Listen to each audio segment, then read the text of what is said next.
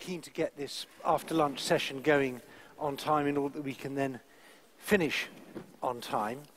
And I hope you've enjoyed the fantastic sessions we've had so far, and also the opening ceremony last night, which I thought got us off to an absolutely terrific start. My name's Edward Lucas. I'm a senior editor at The Economist. I'm author of a book called The New Cold War, which I wrote back in 2007, when it was not terribly fashionable to criticize Vladimir Putin and his regime. Things have changed a bit since then. I'm also the senior vice president at CIPA, which is a think tank in Washington, D.C. and Warsaw, which specializes in Russian information warfare, analyzing and working out how to rebut it. We've got an absolutely terrific panel here, and I'm going to introduce them from my left to right. On my far left is Suat Kiniklioglu, who is kind enough to say that his surname is difficult for Turks to pronounce as well as for me. But I'm going to, by his permission, I'm just going to call him Suat for the course of this this session. But he's a well-known figure if you follow Turkish politics. He was in the AK party, but he's left that and now runs is a very respected independent analytical voice. And I think with all the focus we have on Turkey and what's happening here, it's particularly welcome to be able to have you here on the panel with us, Suat. Thank you. Garry Kasparov, I almost feel I don't need to introduce, but he's the chairman of the Human Rights Foundation, a notable leader of the Russian opposition. And perhaps most important, he's written a most fantastic book called Winter is Coming. It has a subtitle, which he's going to mention when he starts speaking. But if you want a really good polemic about why the West is failing to meet the challenge posed by this crony capitalist, authoritarian, kleptocratic regime in the Kremlin, you couldn't do better than Winter is Coming. It's a real call to arms, and I recommend it absolutely unreservedly. To my right is Annette Lu, Madam Vice President, and we heard your inspirational talk last night. We're looking forward to hearing your further remarks about authoritarianism. You're in a unique position because you've toppled one authoritarian regime in your home country, but you're also resisting an authoritarian regime across the water, which you so memorably yesterday described as the big lion trying to eat the Taiwanese kitty cat, which we all remember. Ralf Fücks, I'm not going to introduce in detail because he was on the panel this morning where I was also a panelist, but now I'm the moderator, so I'm going to be very strict. But it's great to have the Heinrich Böll Stiftung represented here, and Ralf, we're very grateful for everything that you do. And then finally, we've got Irwin Cotler, who is a former Minister of Justice of Canada and now is the director or the chairman of the Raoul Wallenberg Center for Human Rights. And I think we should always bear in mind the tragic and inspirational story of Raoul Wallenberg, particularly now when we're dealing in the middle of another migration crisis where all sorts of people are faced with difficult personal dilemmas about what their responsibility is and how much bravery they should exercise. And Raoul Wallenberg is a great inspiration there. And it's very good to have you here representing the Raoul Wallenberg Center, Mr. Cotler. Now, I'm going to start off by turning to Garry Kasparov, because the title is very broad here. It's just The New Era of Authoritarianism. And this raises several questions. Is there really a new era of authoritarianism? What's really changed? We've had authoritarian regimes since the days of democracy. Athens had to deal with Sparta, and Sparta in its modern manifestations has been with us all through decades and centuries and millennia. And so perhaps we are being a bit too pessimistic to say that there's a new era of authoritarianism. It's just same old, same old. But if we reckon there is something new or something particularly difficult, then how do we deal with it? What do we, from the old and new democracies, do to combat it? What are the strengths of these new authoritarian regimes? What do we do to counter those strengths? Perhaps even more interesting, how do we go from defense to offense? What are their weaknesses? How can we undermine them? I've got some ideas of my own, which we may get into in the discussion, but in the very beginning, I would like to go to you, Garry. I'm proud to have you sitting next to me. Please tell us about the new era of authoritarianism. Thank you very much, Edward. I will start, from the title that you mentioned of my book, Winter is Coming, and the subtitle, which actually caused me some problems with the publisher because they thought it was too much of the Cold War era. Why Vladimir Putin and the enemies of the free world must be stopped. Nobody asks this question now because they understand, just it's the every day of Putin staying in power provides answer why he must be stopped, since as we predicted, his destructive activities went way beyond Russian border and even went beyond the former USSR. Now, in that book, I tried to actually give my vision of what's happened since the collapse of the Soviet Union and the end of the Cold War. And I reminded people that we all, in 1991, we are full of joy, and big expectations. And not surprisingly, one of the greatest bestsellers of that time in 1992, written by Francis Fukuyama, had a title, At the End of History.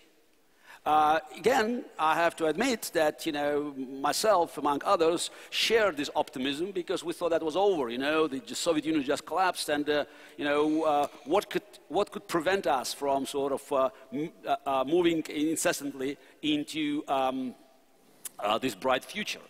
The problem is that, as we discovered now, that nothing happens automatically.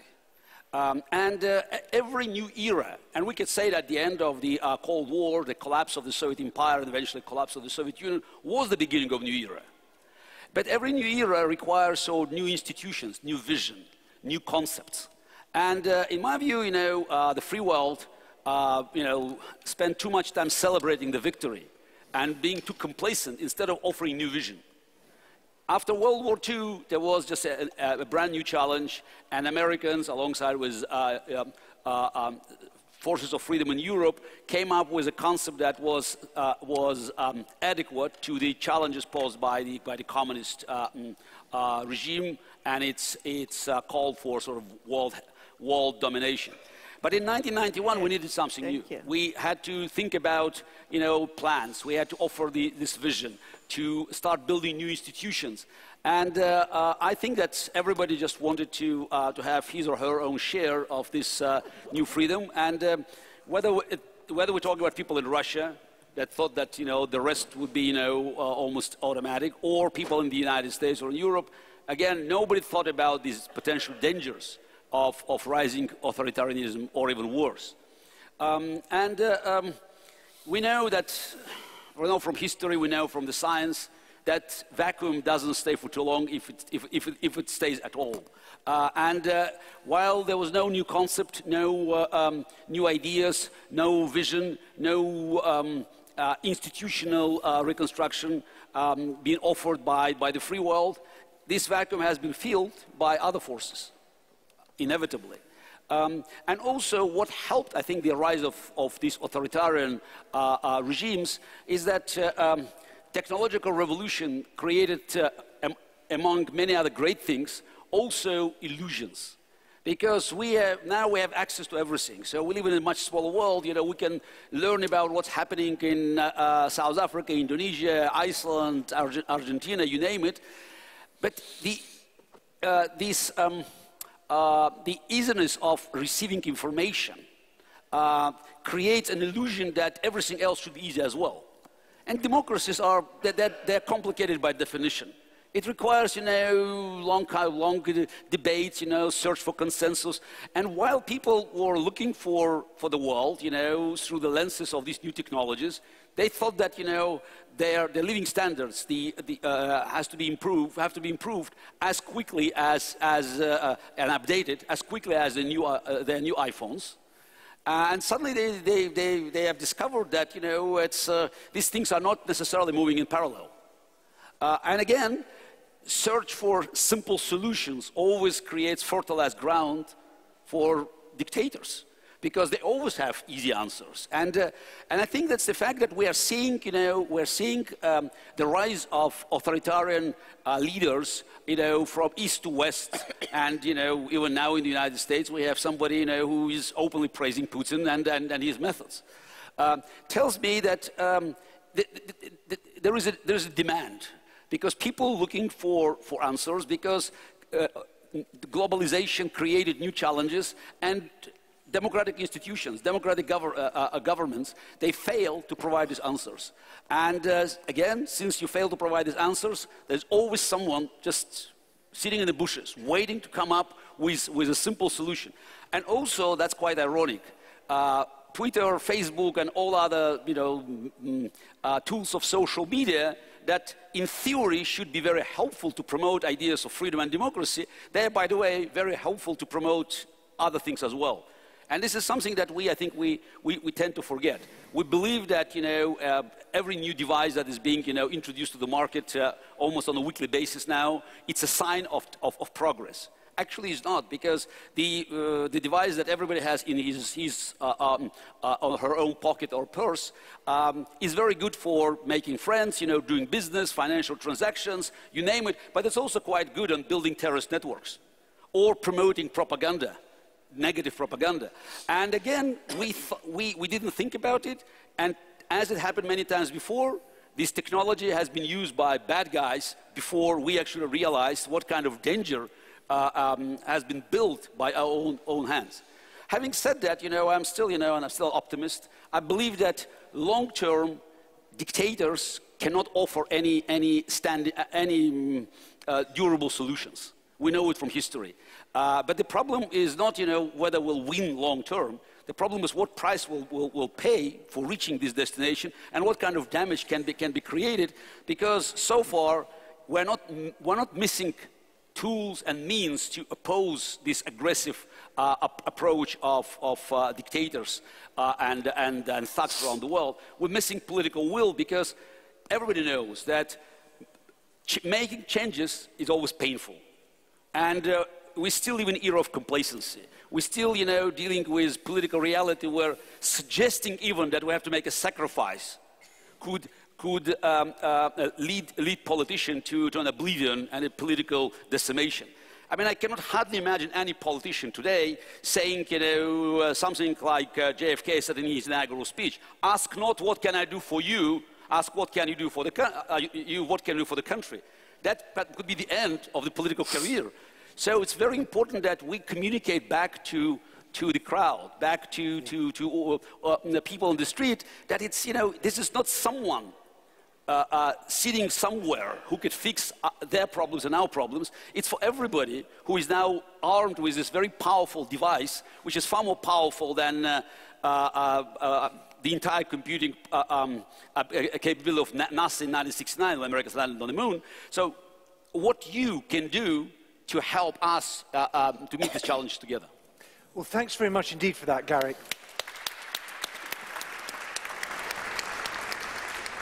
You've touched on so many interesting points there. The fact that democracy is messy and slow, and the modern age makes us think that things should be simple and quick. And also, perhaps the most important point is that we're not losing this because we're weak. We are way bigger and way richer and way stronger than our adversaries. We are losing this because we are weak-willed and they are strong-willed. But I now want to turn to Turkey, because for all my life, basically, I've thought of Turkey as being a country that is part of the solution, not part of the problem. I remember visiting many times in the 80s. I remember the very strong role Turkey played in NATO during the Cold War. The idea of Turkey as the proof that you could have a successful, strong democracy with strong secular institutions in a country where most people are Muslim by religion. And the very difficult events of the last few years have really shaken people's confidence in that. So I'm really keen to hear from you, Suat. When we talk about the new era of authoritarianism, how does Turkey fit into that? Well,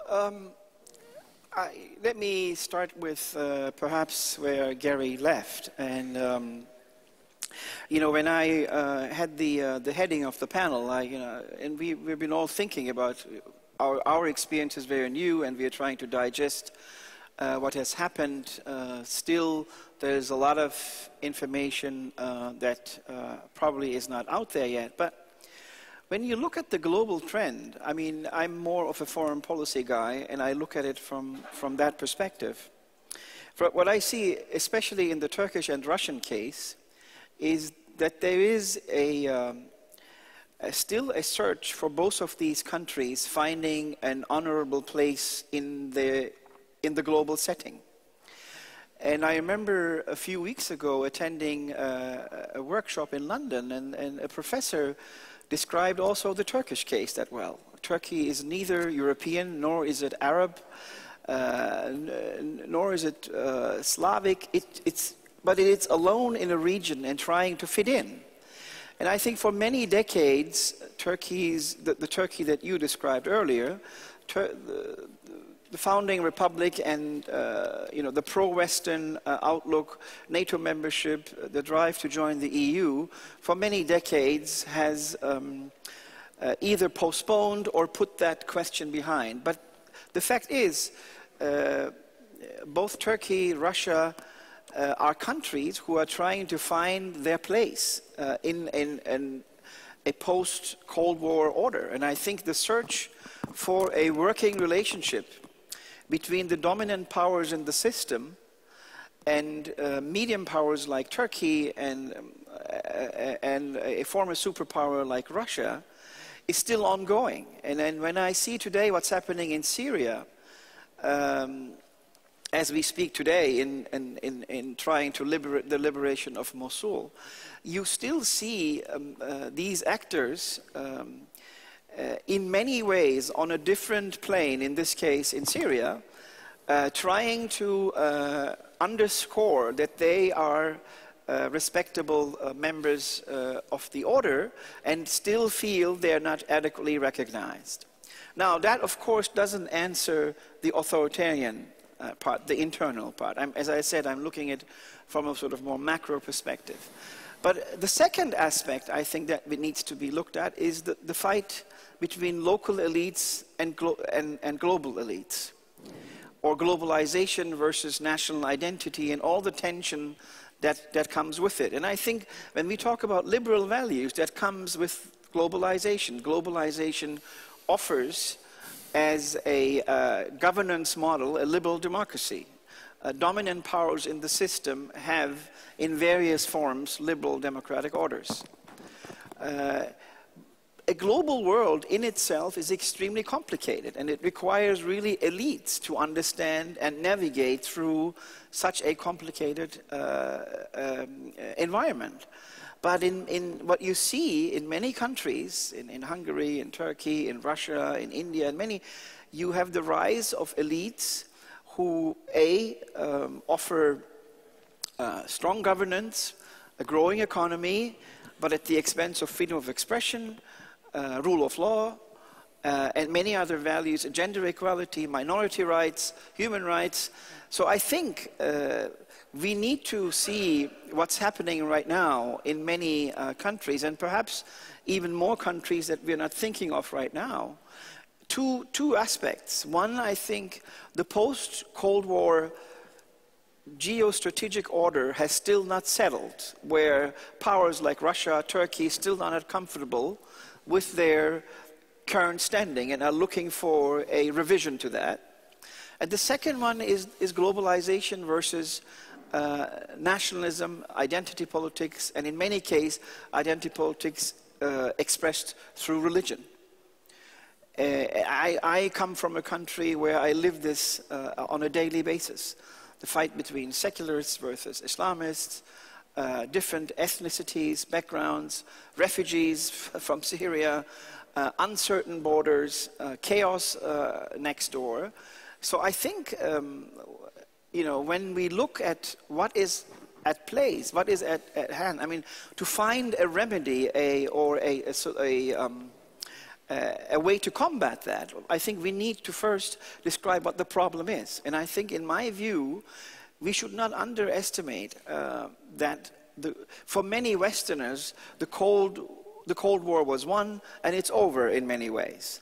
But for many countries like Russia, Turkey, India, I don't know the Hungarian case that well, but still there is a search for a new balance where these powers will be recognized. And I think, apart from the abhorrible aspects of the domestic side of things, when I see the macro picture, this is what I see. And I think that is an important aspect in defining how to deal with this problem.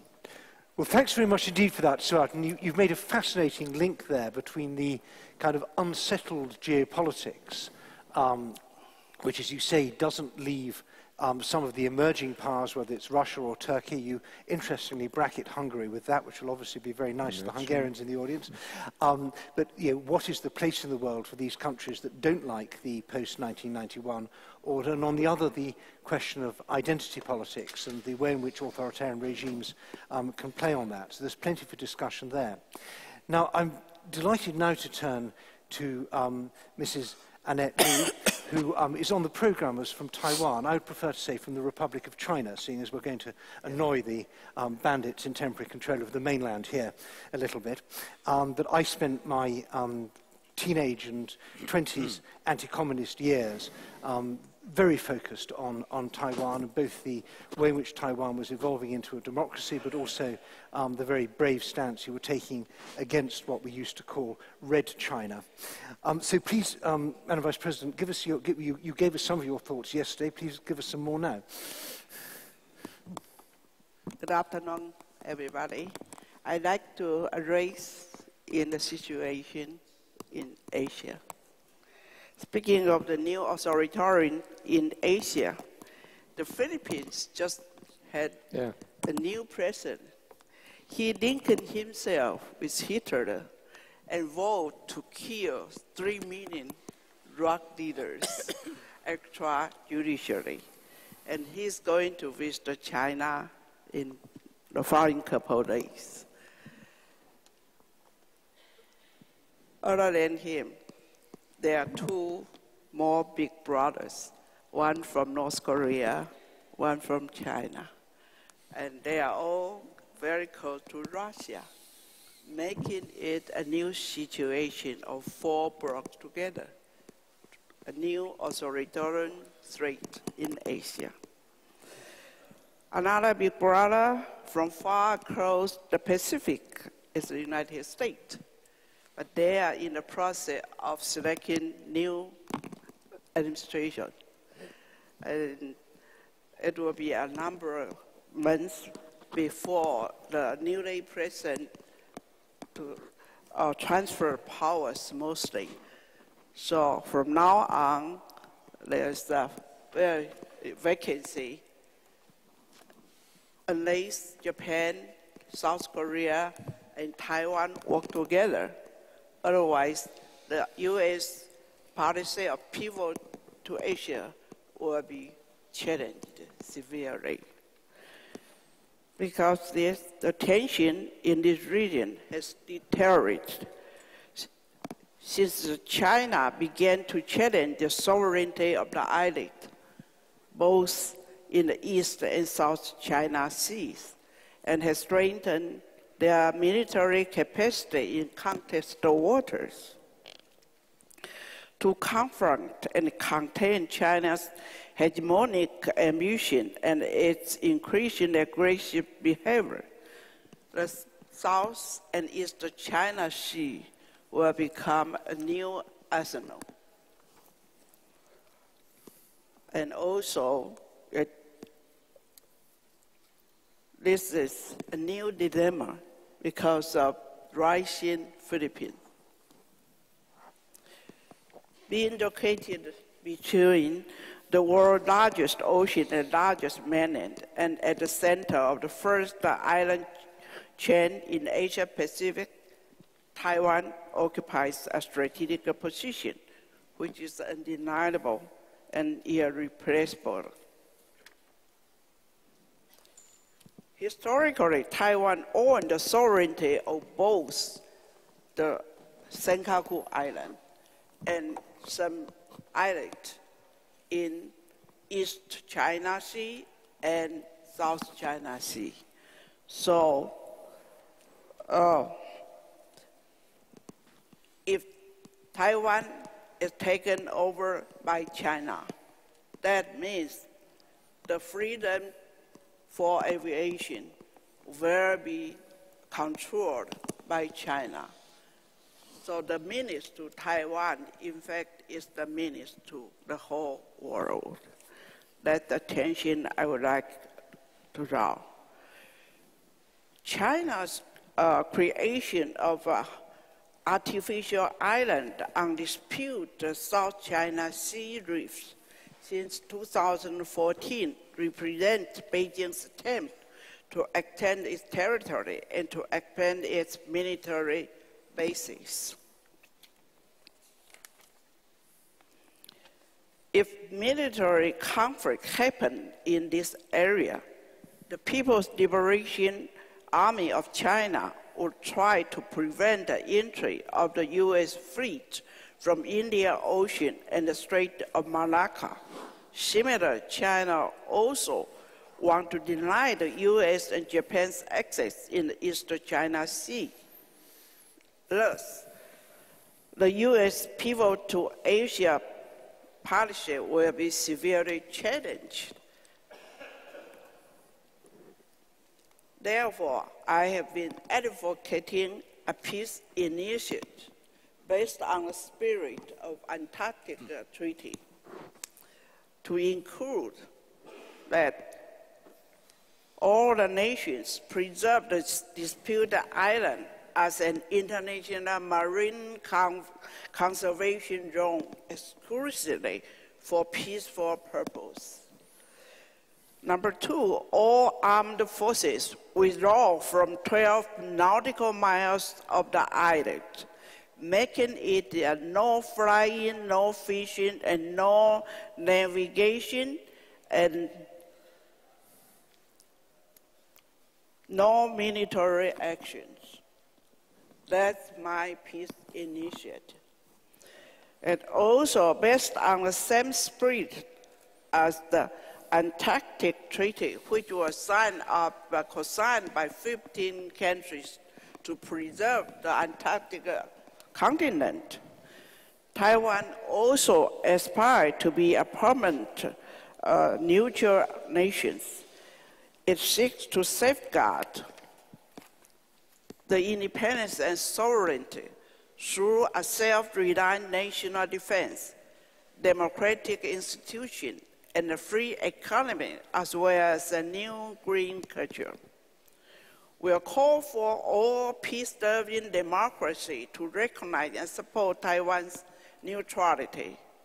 Taiwan will maintain and strengthen the status quo of coming closer to the United States, making friends with Japan, and maintaining peace and harmony with China.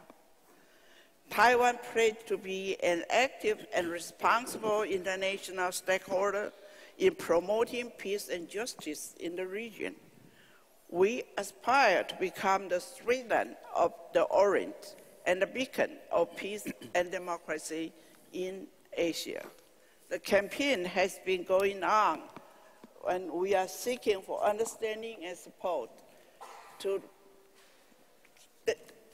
help Taiwan to become neutralized would be good not only for Taiwanese people, it's good for the region, it's good for whole Asia.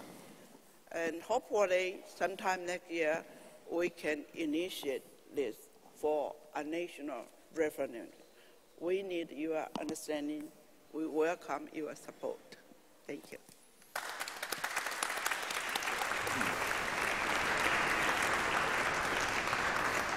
Well, thanks very much indeed for that, Madam Vice President. I think the idea of taking the Antarctic Treaty approach to the contested areas of the South China Sea is interesting. I think there may be some people in the audience who worry that a neutral Taiwan without American protection might be more vulnerable to Chinese pressure than a Taiwan that is part of a strong security alliance with America, but we can get onto that in the discussion. I want to turn straight now to Ralf Fücks from the Heinrich Böll Stiftung. We've already been discussing this over the last 24 hours about how does the West rise to the challenge and what are the strengths and weaknesses of our adversaries, but some of that discussion was just between us, and now you have a chance to share your thoughts with a wider audience. Over to you, Ralf. Thank you very much. I would like to start with your initial question.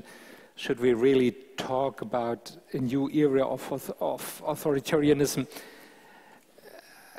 I think we should not. Not only because it may be premature, but we should not make it worse than it is.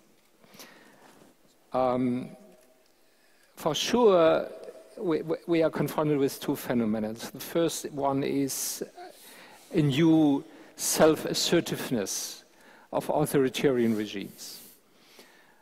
Now very offensively reclaiming their political model as an alternative to liberal democracies. So it makes no sense to talk any longer about Russia and China, about transformative states, in the sense transforming from totalitarian communist regimes to democratic liberal market. No. They meanwhile have become political regimes of their own, different types of authoritarianism. We should not put them all in the same basket, but what they have in common is the opposition against the universalism of human rights and liberal democratic institutions. That's so. And at the same time, we are confronted with a backlash against the wave of democratization, which started in the 70s in Europe and Latin America, and then, of course, the big historical turn in 89, 90 in Central Eastern Europe. It did kind of turn around, meanwhile, and I think we have to look at to think a little bit deeper why. So why Turkey now is joining the club of the illiberal democracies, which is de facto a kind of window dressing for authoritarian rule. Why the Arab Spring failed. Now, all the hopes we had when the democratic uprising started, and now we are confronted with a backlash of brutal military and authoritarian regime, and this ongoing war in Syria, Iraq, and even within the European Union, the anti-liberal turn in Central Eastern Europe, Hungary and Poland, but strong right-wing illiberal movements in Western Europe too. I think there are at least two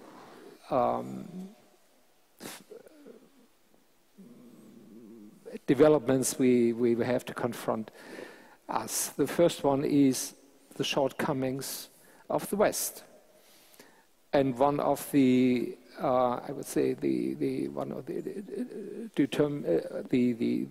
major events changing the perception of the West was the financial crisis in 2008-2009, with a severe social and economic consequences throughout the world. And I think this was the final point of the failure of the neoliberal paradigm. And this enabled the authoritarian regimes to come up with kind of alternative and the appeal that they would be able to deliver what Western democracies are not able. Stability, and stability is absolutely key in an era of global turmoil. Growth and prosperity, and of course China was at the forefront of that development, rising 600 million people from poverty into kind of modern lifestyle, middle class lifestyle. Efficient government, for instance, in building infrastructure, and sovereignty. Gaining back sovereignty is one of the major promises of these authoritarian regimes. So will it last? I doubt. I doubt. If you are looking to Russia, Russia today means in the uprise with all its military might, but de facto it's a power in decline. If you're looking to the Russian economy, it's an outdated business model based on fossil fuels and nothing else, and military. And if you're looking to China, which may be the most interesting case, not only because of the mere power, the economic and political power projection of China, but also because it's really a very vibrant society. And I think China is heading in a deep conflict between the authoritarian political system and a very dynamic process of economic modernization, economic and societal modernization, with the rise of a modern, globally connected middle class. And I think in the coming years we will these crises, we will see these crises unfold between the political regime and the economic modernization dynamics in China. So on the long run, I agree with Garry Kasparov. On the long run, I think we will see that democracies are in fact the better political system, the better kind of governments, also in terms of economic development. But on the short term, I think we have to develop a new mix of deterrence and containment and engagement, both, of limiting the power projection of the authoritarian regimes, but at the same time trying to engage them in global governance. Right. Be it climate policy or trade policies or also security policy proliferation, limiting the arms race, and so on and so forth. And finally, I think it's extremely important that we get the West, that we keep the West together. One of the overarching targets, especially of Russia, is cut off the ties between Europe and the United States, pushing out the United States from Europe, and creating a new Eurasian political sphere dominated by Russia. And keeping the West together is absolutely crucial in terms of defending liberal democracy and universal democratic rights. Keeping the West together as a political project, as a value-based project based on human rights, individual liberty, political pluralism, and openness. Thanks very much indeed.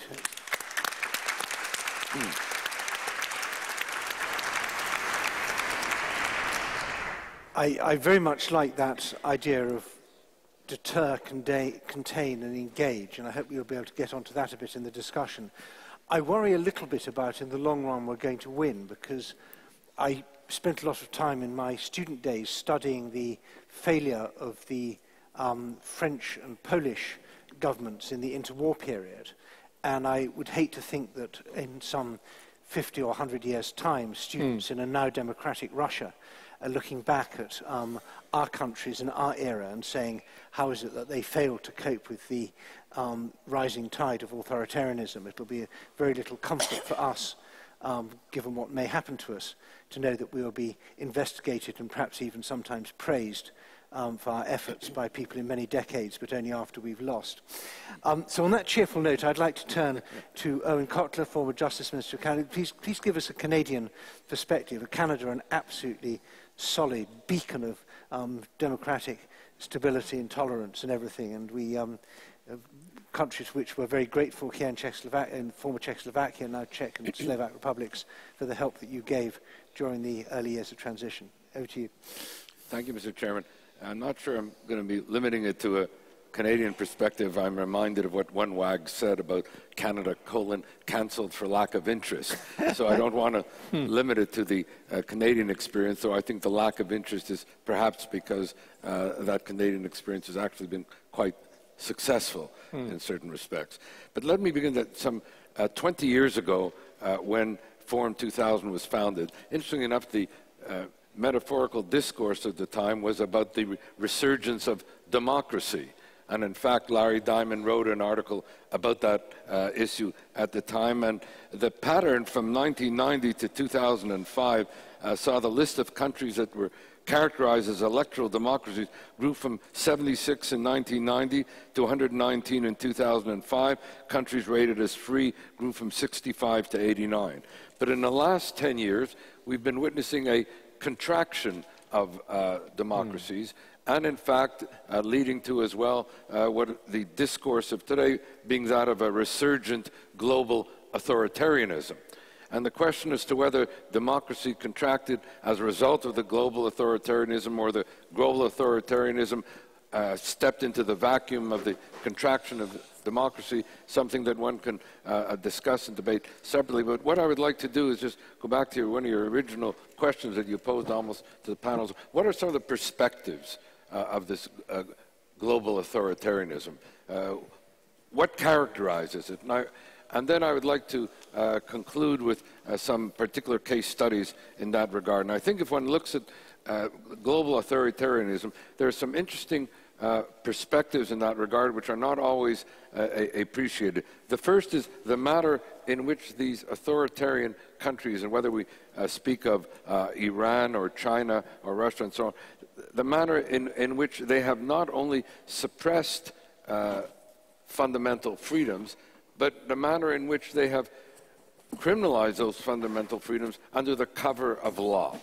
We would speak, let's say, some 20 years ago about Charter 77. Well, when you had a Nobel Peace Laureate like Liu Xiaobo drafting a charter for China, that resulted in being the only Nobel Peace Laureate that is imprisoned today, but even worse, whose case and cause seems too often to be forgotten. Or Raif Badawi, the imprisoned blogger in Saudi Arabia. Again, the criminalization of his fundamental freedoms, be they freedom of speech or religion. And along with that, you also have the criminalization of NGOs, and we've been seeing this in particular, let's say, in Russia, and the enhanced, if you will, use by the governments of the very democratic space that they have been otherwise suppressing for the dissidents in their manner of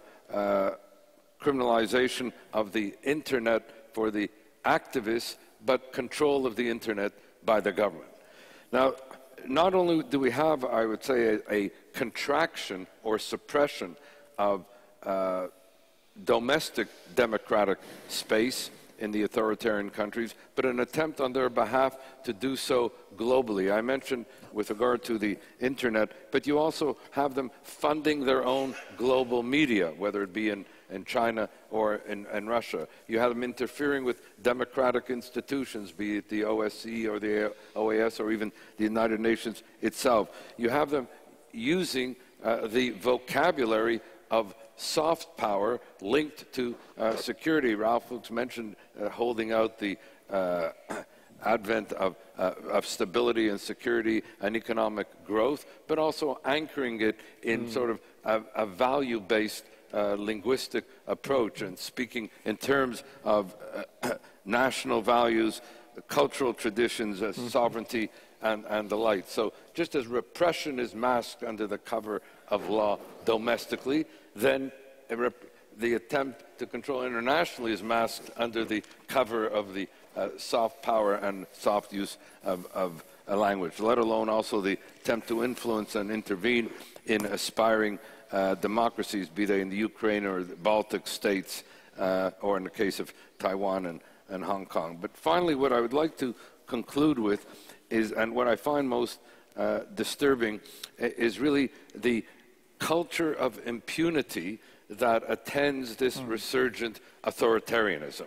And in fact, recently, and here I will use a Canadian example, we brought to Parliament the families of political prisoners. Ensa Padar, the wife of Raif Badawi in Saudi Arabia, Tiana Wang, the daughter of Wang Bizang in China, etc., to not only shine a spotlight on the plight of political prisoners, but also on the culture of impunity that has attended it. And a dramatic case study of that culture of impunity is that towards the end of this month, a number of these authoritarian states are up for re-election and will be re-elected to the UN Human Rights Council. This is the 10th anniversary of the UN Human Rights Council. It's the 70th anniversary if we look at its predecessor, UN Commission on Human Rights. And it's astonishing, I would say, as outrageous as it is absurd, that authoritarian states engaged in state-sanctioned violations of human rights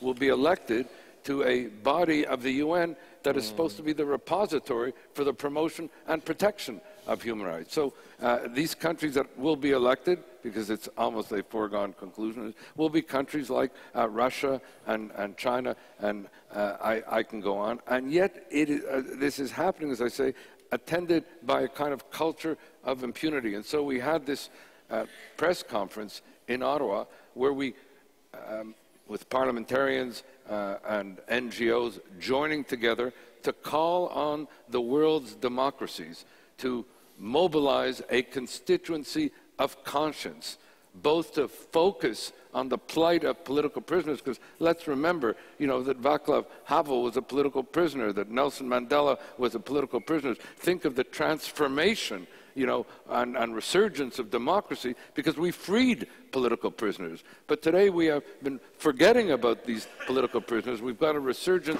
authoritarianism, but we are not holding these authoritarian countries to account. So we called not only for the shining of a spotlight on the plight of political prisoners, but a mobilization of this constituency of conscience to not only hold these human rights violators to account, but certainly not to reward them by electing them to the UN Human Rights Council. In fact, recently the ambassador of Saudi Arabia, when speaking about the Badawi case, said, well, how can we be a human rights violator? We've been elected to the UN Human Rights Council. And so again, using, as they are, the language and discourse of democracy and human rights to, in fact, shield and protect themselves against any allegations of violations of human rights. So we need to hold these human rights violators to account, to combat the culture of impunity, and in particular to shine the spotlight on the political prisoners who are the targets of their repression.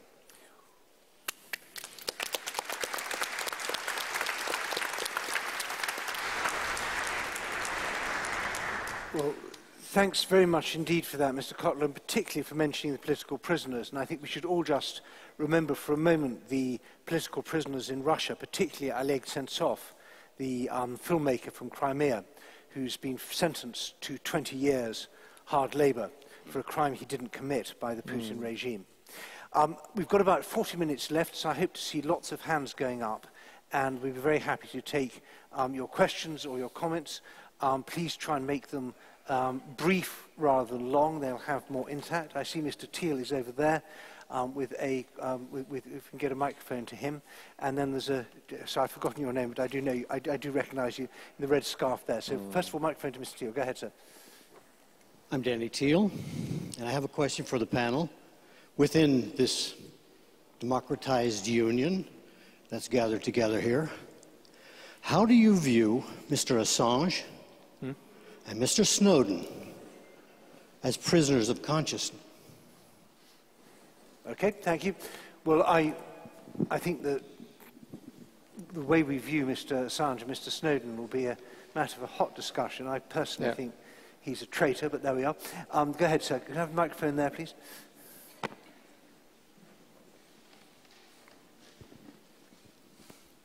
Can we get the microphones as quickly as possible, please? It's otherwise a waste of time. Thank you very kindly. Charles Ross, European Anti-Corruption Center. Ultimately, the abuse of authority for political, military, or economic purposes is an ancient art form in abusive authoritarian regimes. This is nothing new. The topic of our panel, in fact, I believe addresses the fact that the projection of the abuse of authority now can proceed at historically unprecedented speed, including, of course, human rights violations, war crimes, etc. The problem, I feel, is for the West to not be so passive.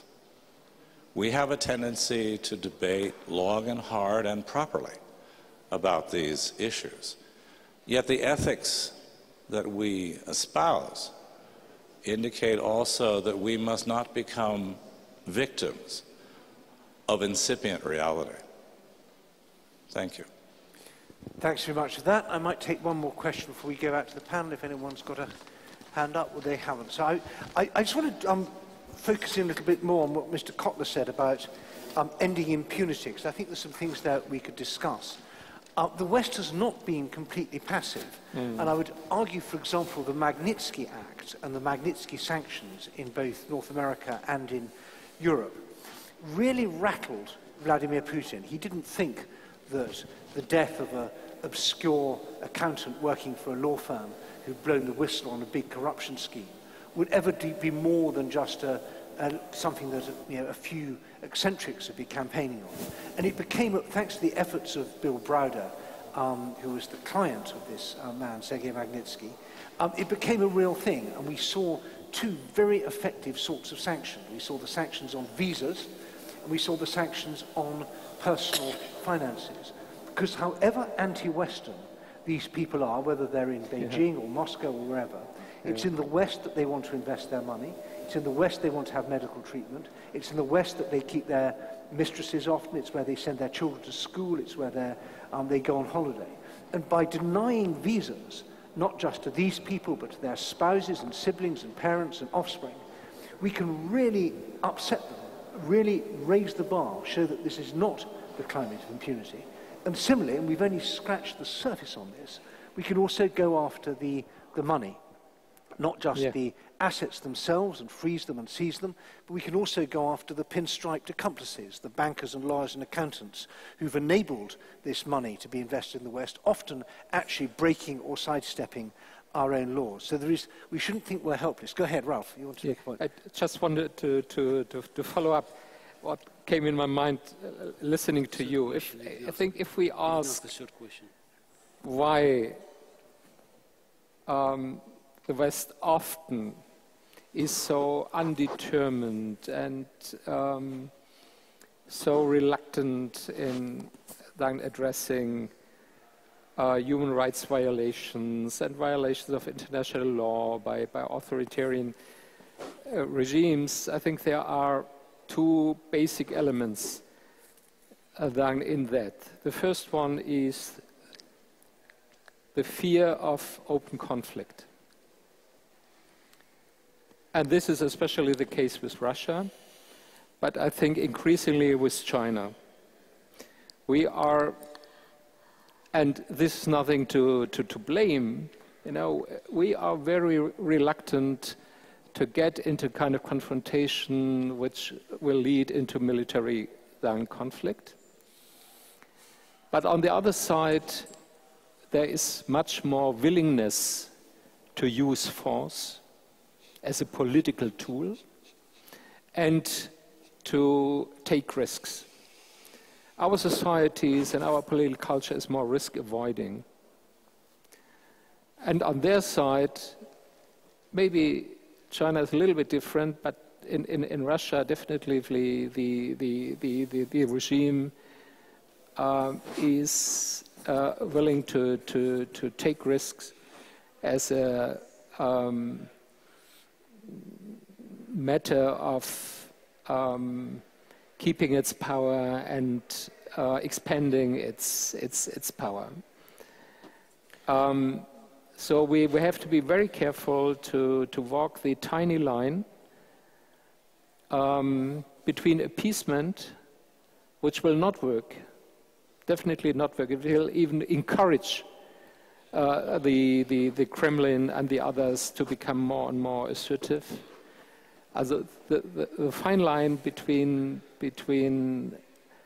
appeasement and bellicose policy, and this is what I meant with this kind of dual strategy of containment and engagement, using all tools of diplomacy, including economic sanctions. Right. And economic sanctions are a tool of conflict. But the second root cause we have to think about quite critically is a kind of economic opportunism, if not to say economic corruption. If it comes to China, it's absolutely clear. You know, the Chinese market is so attractive, and so it's such an overwhelming the motivation for dealing with China at almost any cost. Yeah, making business with China at almost any cost, leaving aside all political and humanitarian reservations. But even if it comes to Russia, and with Russia it's even more maybe poisoning. You see a lot of economic corruption linked to Russia in Europe. No. I know what I'm talking about. Yeah. If you're looking to Germany, the role the former Chancellor Schröder is playing now on the payroll, be careful. He's very payroll of Gazprom. He's very litigious, so be careful. Payroll, but he's not the only one. Yeah. Look at figures like Prodi and a lot of others. So, And meanwhile, there's a huge amount of economic interest, of vested interests in the European countries linked to the Russian regime. And all these, it's not only the oil and gas business, you know, all these law firms and financial and investment companies and consultancies helping the Russian elite to wash their money. indeed. To wash their money. Yeah? They are all engaged in that. And this is, final remark, Edward, this is, we should not forget that authoritarianism is usually also about kleptocracy. Kleptocracy, so systemic corruption and systemic enrichment of the elite. And it is a matter of the West sticking to the rules, not assisting to that kind of business. Thanks very much. Mr. Cotler, you want to come in briefly? Yeah. No, just on the convergence of passivity and impunity, and you're correct, Mr. Chairman, that in the matter of Magnitsky, the parliaments were not passive. European Parliament and other European parliaments, you know, did pass resolutions and the like. But in terms of legislation, the U.S. has been the only country that has actually sanctioned Russia with respect to Magnitsky. In fact, it was the retaliatory threats by Russia that seems to have distanced the governments from, in fact, taking action on Magnitsky. I hope in Canada, where we now are having parliamentary hearings, where I introduced, while I was a member of Parliament, a private member's bill in that regard, we will adopt that legislation. But the record here is regrettably somewhat mixed. Good parliaments, not good governments. But I just want to mention briefly two case studies of passivity and impunity, which are really disturbing. And the first has to do with Syria. It was mentioned, but we sometimes forget that Syria was one of the places where the Arab Spring began some 5.5 years ago, with a group of young people protesting in Daria. They were gunned down. Those who came to replace them were themselves gunned down. And then the scorched earth policy began. And at the end of that first year, and The Economist was covering it at the time, we spoke of, quote, only 7,000 dead and only 50,000 displaced. Well, now we have 500,000 dead, and we have some 13 million displaced and 5 million refugees. What disturbs me is I remember those of us who spoke at the time, at the end of that first year, of the responsibility to protect, that if this doctrine had to mean anything, certainly in a place where then 5 years ago there were war crimes and crimes against humanity being committed daily, the international community had a responsibility to intervene. And regrettably, those of us who were asserting that at the time were told, well, if you intervene, this will lead to sectarian warfare, this will lead to civil war, this will lead to jihadists coming in.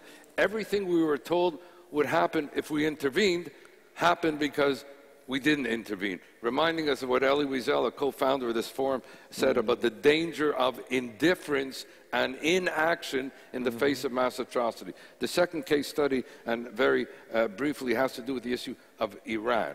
You know, during the period of the negotiation of the nuclear agreement for Iran, both before it and during it and since, we otherwise marginalized, ignored, or sanitized the other dimensions of the fourfold Iranian threat, and those other dimensions being Iran as a global leader in international terrorism, the regional hegemonic belligerency of Iran, whether it be in Syria or whether it be in Yemen or whether it be in Lebanon, the state-sanctioned incitement to hate and genocide. And here, if I may borrow a Canadian example, the Supreme Court of Canada on a case regarding a Rwandan said that it's important to appreciate that as a matter of principle and precedent, that the very incitement to hate and genocide constitutes the crime, whether or not acts of genocide afterwards follow. This was a Rwandan who tried to claim refugee status in Canada, and the end was held accountable.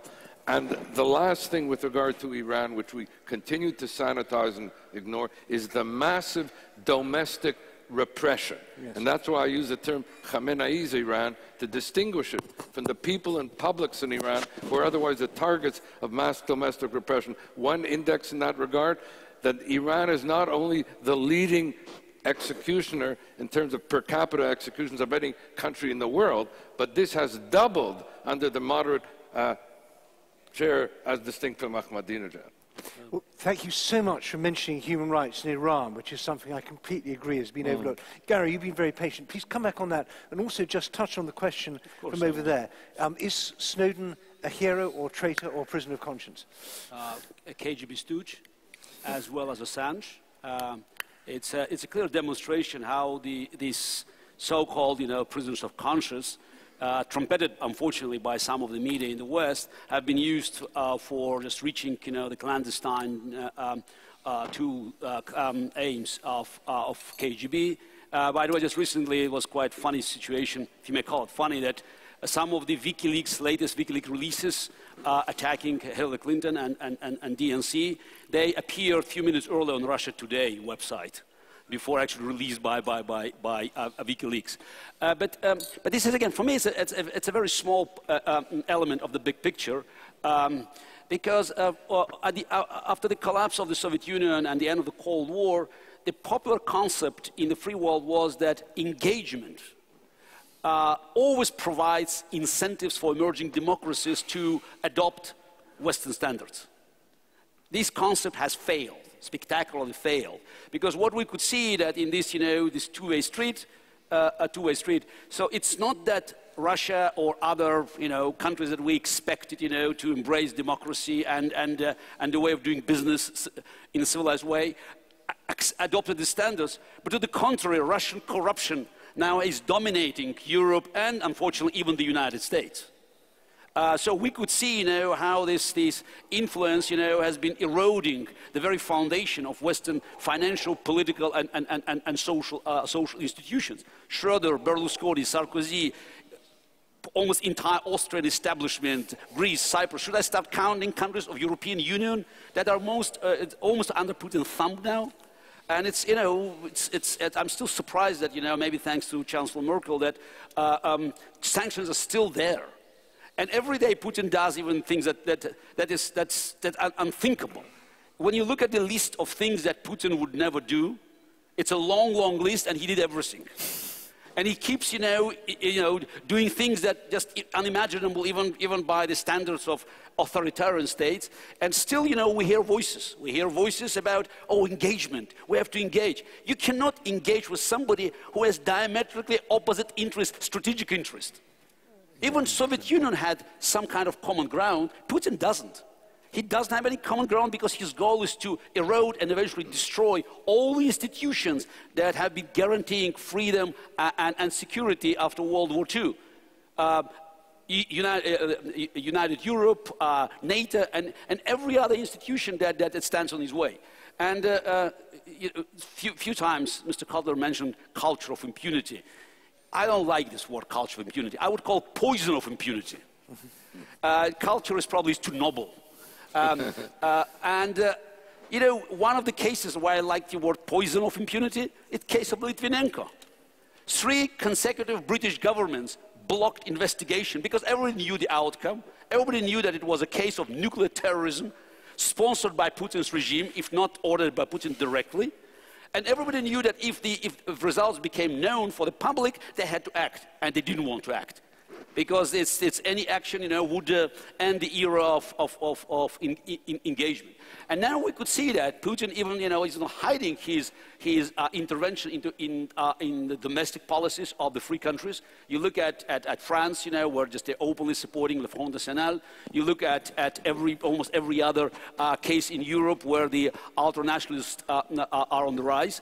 And, you know, if somebody thought that, you know, Syria and Middle East problems were far away, pushing more refugees to Europe after this indiscreet and carpet bombing and guys poisoning with Assad's regime, it helps to create more political tension that eventually creates ideal atmosphere where other Putin's buddies like Orban or you start, the list is too long to count, they can thrive. Again, going back to this where we started, you know, it's with WikiLeaks or Snowden. That's part of this covert operation. And we just have to realize that we're at war. And Putin is not going to settle for some kind of interim peace agreement because he can rule only by stepping up the confrontation. Confrontation with the free world has become a core domestic propaganda for Putin. So that's why it's not about if Putin, you know, does something else. It's when and where, and every day of delay simply pushes up the price that we'll pay for an imminent confrontation that, you know, we cannot escape. Wow, thanks very much indeed. I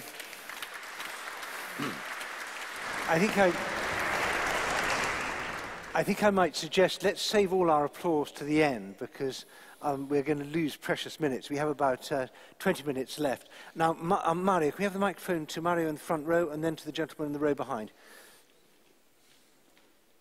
Ed, thank you very much. Mario Nicolini, Forum of the World's Religions. My question goes to Mr. Kasparov. Continuing a little bit on the propaganda line, Russia has come up with a potent narrative on the moral decline of the West, supposedly, and the supremacy of Orthodox Christianity as the true bearer of Christian values. Now, would you care to comment in 2 directions, maybe? What in Russia do you see as a reality?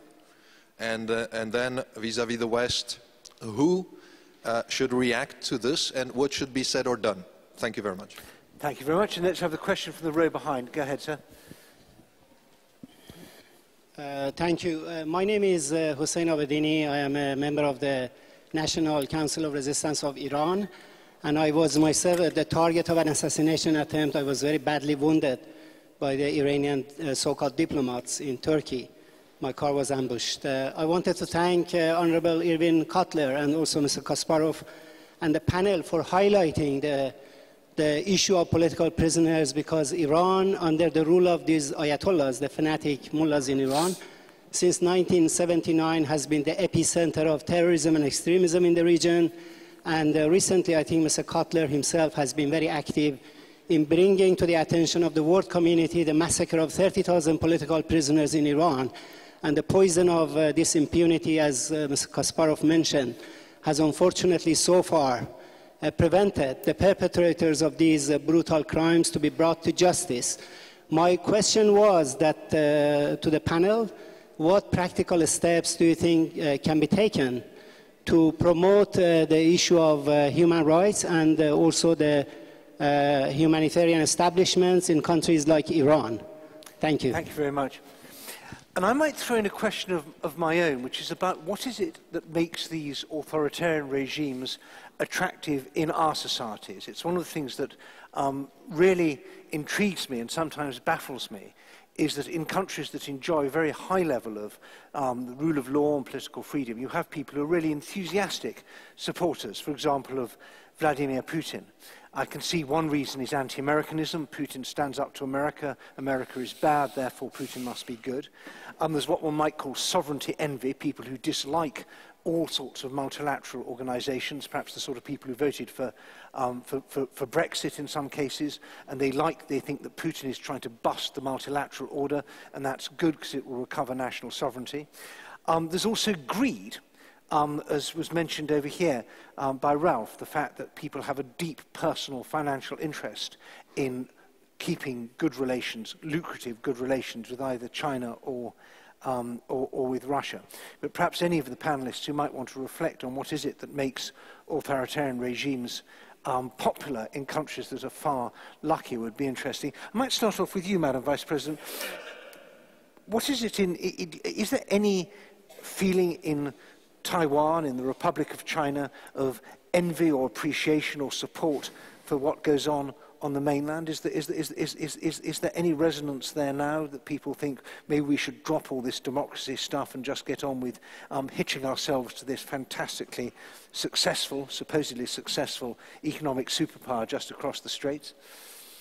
Shortly after Tiananmen incident, while the whole world ran away from China, it's only Taiwanese who went there, who invest there, who support them to recover. And in the recent years, Taiwan has become a teacher for Chinese to learn about democracy. In the past 10 years, some 10 million Chinese come to Taiwan, and they enjoy watching our TV talk shows. They learn how to criticize their national leaders. And 2 years ago, we had a student movement, which continued for about 1 month. The first 2 weeks were participated by local people. However, starting the third week, I noticed tour buses arrived, and tourists from China, from Hong Kong. On purpose, they came to watch how students demonstrate against their government. Shortly after that, Hong Kong started an umbrella revolution. So in fact, Taiwan really helped educate Chinese, at least the elite, to learn about democracy. And my personal cases, I've been traveling to talk across, many countries. And I attract many overseas Chinese to listen to me. And after that, they whispered to me, please persist in Taiwan independence. So long as Taiwan keeps independence from China, we see the hope. So in help Taiwan is help China. Are you allowed to travel to mainland China yourself? Can you get a visa? Well, I've been invited several times, but I haven't a chance to go because I have my insistence. Throughout the human history, we have many big countries, but they are bad countries. All we need is great countries which are good countries. The best way for our future is please stop spoiling the leaders. Please stop spoil the big nations. We have to educate, to sanction all the leaders who have done bad things. Thank you very much. So, yes, please come in, sir, because your country neighbours Iran, and there's an active Iranian opposition diaspora there. Do come in on the Iran question, or indeed on anything else. I actually wanted to. I mean, we have not talked about the United States whatsoever. I mean, we have to recognize the withdrawal of the United States. The pivoting towards Asia might be good news for Japan or South Korea, but it has been very bad news for Europe. and also for countries like Turkey or the Middle East. The perception in authoritarian circles that the United States is no longer there, either physically, militarily, or is not engaged enough, or as we saw in Syria with the chemical weapons issue, where the red line was openly, and the follow-up couldn't come from the Obama administration. People see weakness. So we have to recognize that, especially in volatile areas, people are looking for leadership. And I don't see really in Europe enough recognition or measures taken to remedy that. There is still the belief that a new American president will bring the United States back, engage fully again, and protect Europe from external threats like Russia. But I think there is some sort of, I'm not going to say naivete, but there is this lack of urgency, despite the whole internal commotion within European societies. I don't see enough security budgets or defense spending set aside for in European national budgets. I think there is too much of a taking granted that the United States would eventually back up, and I think that's what Herr Fücks said. It's extremely important that the West stays united. And for that, I'm surprised we didn't speak about the leadership role that the United States has played for many decades, which many people now hope will be back next year. But it cannot be taken for granted. American politicians operate essentially, as all politicians, on domestic needs. And if Americans domestically are not eager to engage in conflicts like Syria or whatever, you may have the same position. So it really requires a more robust European awareness that confrontation might happen, and confrontation needs preparedness. I'm so glad you mentioned that, because I do think it's something that we in Europe, we take absolutely for granted, is the American security blanket. And I've never really understood why 500 million Europeans who are bigger and richer than the United States should be depending on America, should be borrowing money to defend this larger and richer entity. In the long run, it's unsustainable. We in Europe have to do more. And if we've had a nasty fright from the whiff of isolationism that we had from President Obama, which I think was rather overstated, and then the very strongly isolationist ideas articulated by Donald Trump, well, maybe we were due for a fright, and we'll maybe learn a lesson from him. Mr. Cotler, you want to come in briefly? Just a very brief response about what we might be able to do regarding Iran, drawing on the Canadian experience. We established 5 years ago an Iran Accountability Week, where we have witness testimony before Parliament, NGO forums, engaging civic society. UN Special Rapporteur on Human Rights in Iran, Ahmed Shahid, would come and testify. Parliamentarians were asked to adopt cases of political prisoners. Newspapers agreed to print op-eds with regard to those political prisoners. And finally, by unanimous resolution, we established September 1st as a day to remember political prisoners in Iran, particularly the massacres of 1988. That's great. Ralf, very briefly, if you would, because I want to try and squeeze 2 more questions in and then come back to I have to... Okay, just 2 points. First, I would like to contradict Garry a little bit on the engagement issue. I think we have to do both. We have to confront Russia, and we have to continue trying to engage Russia, at least to keep the channels open for exchange with the Russian civil society. Exchange, cultural exchange, scientific exchange, students exchange. You need kind of framework, an agreed upon framework for that. And I'm strictly against of thinking to rebuild a kind of iron wall in Europe. Strictly against that. And we all also in other areas like arms control or climate policy or trade rules. So I think we have to do both without an illusion that engagement will lead in itself to a transformation of the regime. And the second point on your question, what is Why are parts of our societies so attracted by these authoritarian regimes beyond selfish economic interests and outright corruption? I think one explanation is that they are giving simplified answers to very complicated questions,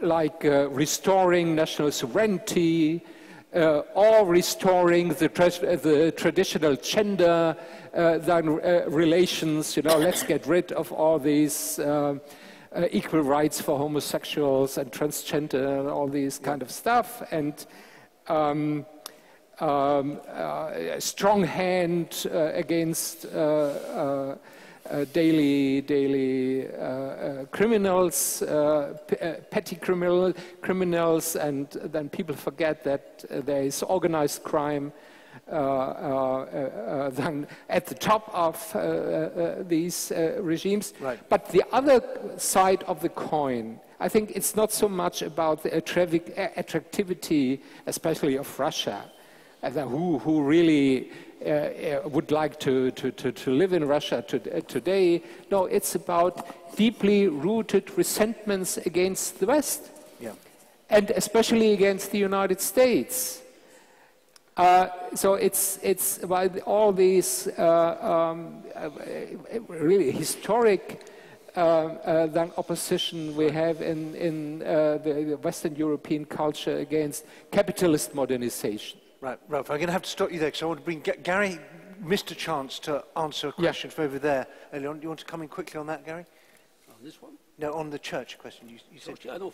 I was asked. You know, just I'm used to answer questions. Please go ahead. Now, you know, since Bolsheviks take over 100 years ago, I mean, the Orthodox Church, as we knew it before, has been destroyed. So what we have today, effectively, is a KGB branch. And they're not even hiding this fact. And the current patriarch, who keeps talking about moral values, we should remember that 20 years ago, to the mid-90s, he was in charge of commercial programs within the Russian Orthodox Church. And one of the main business there was to bring alcohol and tobacco in Russia to sell it without taxes. So it's any dictatorship. And again, I don't want to talk about authoritarian regime in Putin's Russia. It's a dictatorship. It's a one-man dictatorship which openly embraces fascist ideology. It attacks other neighboring countries. And when you look at Crimea, it's a beginning of the genocide of Crimean Tatars. Yes. It's a nearly fascist state. And speaking about civil society in Russia, it exists as long as Putin wants it to stay somewhere in the corner.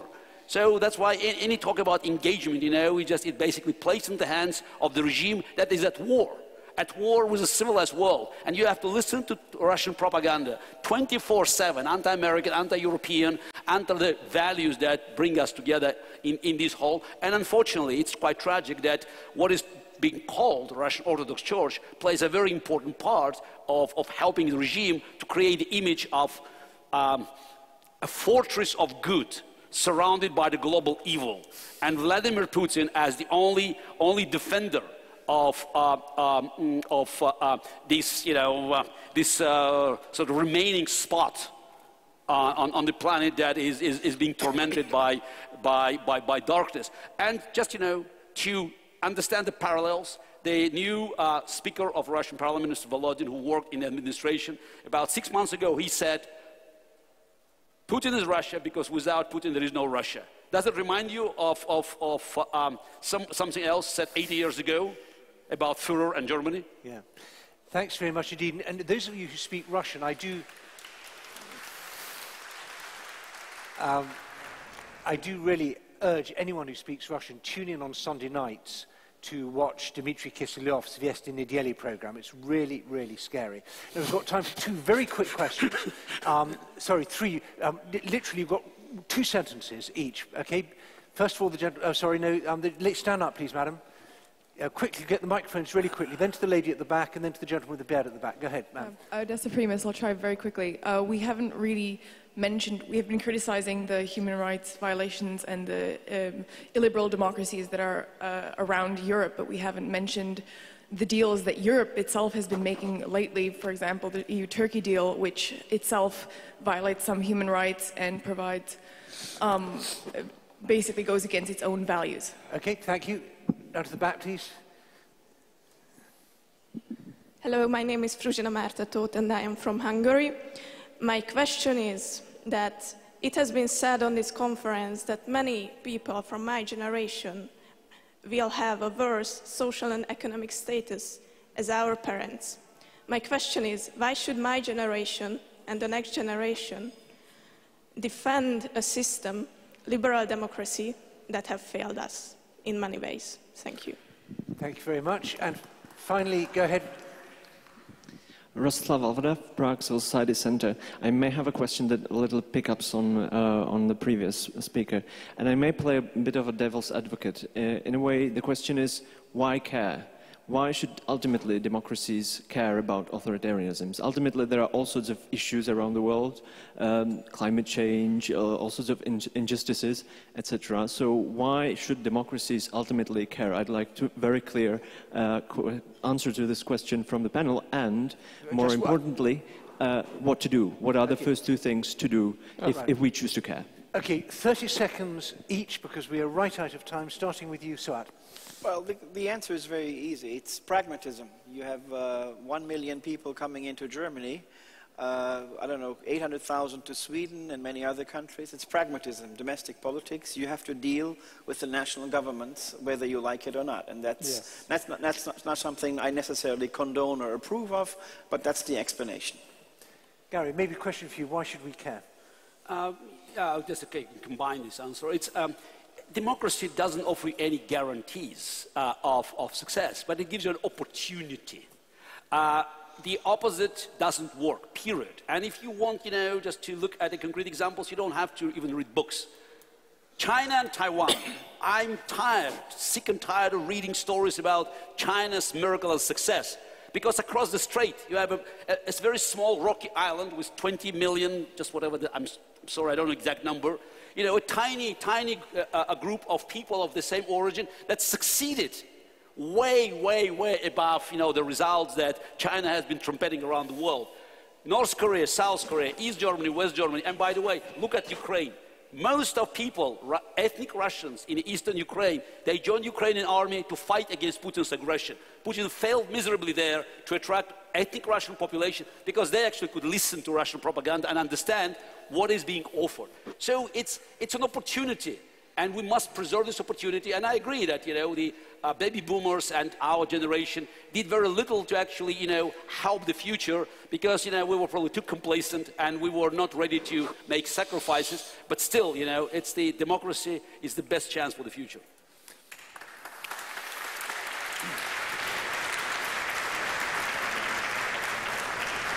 Madam Vice President, after those glowing words in support of Taiwan, would you like to add anything further? Well, Taiwan is tiny, but we are spicy people. Up to today, party is male-dominant.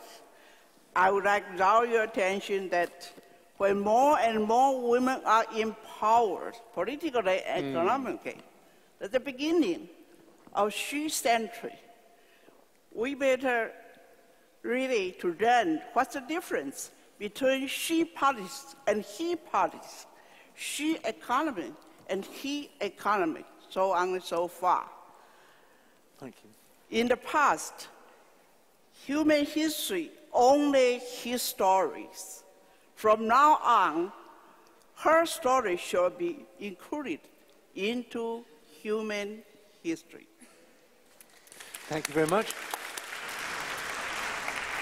Well, so why should we stick to the idea of liberal democracy? First, I think it is a matter of our vision of what a human being is. It is about human dignity, self-determination. Yeah? And this should not be at sale under any circumstances. It's a value in itself. And the second argument is that I'm deeply convinced that on the long run, democracies with their pluralistic political and cultural fabric, the checks and balances are the much more innovative societies than authoritarian regimes. And why do we have to deal with authoritarianism? is because we are living in an interconnected world and we cannot go back into kind of fortress. Yeah, we have to globalize the democracies, and we have to reach out and create alliances with the democrats all around the world. And final word to you, Mr. Cotler. Well, the question was asked, why should we care about a system of liberal democracy? I'm not sure we should limit it to the label liberal democracy, but to the universal values that underpin it, and that they're not specific to the West. I'm talking about matters that relate to human dignity, that Ralf just mentioned, to equality, to fundamental freedoms and the like. And maybe I'll just close by two lessons taught to me by my parents of blessed memory. And they couched a liberal democracy in terms of the pursuit of justice. And it was my father who said to me that I should see the pursuit of justice as equal to all the other commandments combined. But it was my mother who then said to me that if you want to pursue justice, you have to understand, you have to feel the injustice about you. You have to go in and about your community and beyond and feel the injustice and combat the injustice. Otherwise, the pursuit of justice remains a theoretical abstraction. I think that's the best thing I can say, best lessons I ever got.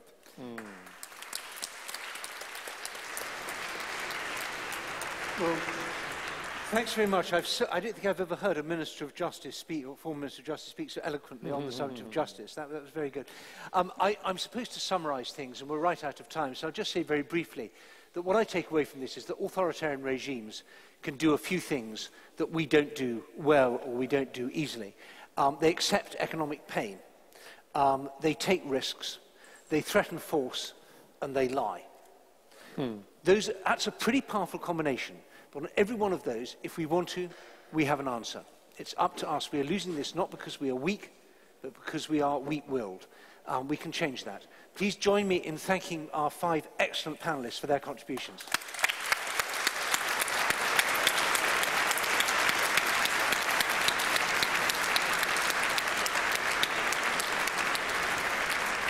Thank you so much.